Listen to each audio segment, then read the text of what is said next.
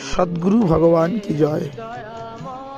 সদ্গুরু মহিমা প্রকাশ করার মতন সামর্থ্য আমার নেই, তবুও শাস্ত্রে খুব ভালো করে বললেন, কৃষ্ণ যদি কৃপা করেন কোনো ভাগ্যবানে, গুরু অন্তর্যামী রূপে শেখানো আপন।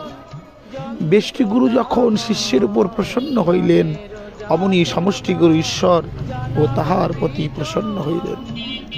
মহাশয় যথাপি আর বললেন, যথাপি আমার গুরু চৈতন্যের দাস, তথাপি জানি আমি তার প্রকাশ।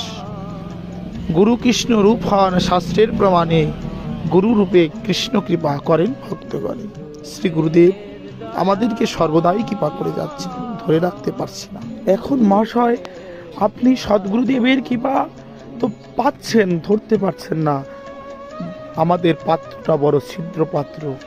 যেমন এক কলস পাত্রের যদি তলদেশে ছিদ্র থাকে, সেই জল যেমন দাঁড়ায় না, তেমনি শ্রী গুরু কৃপা সর্বদাই শিষ্যকে করে যান।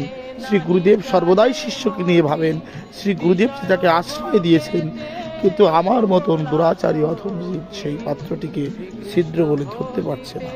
গুরুদেব আপনার কৃপা হলে সব হয়, আপনি কৃপা করুন গুরুদেব।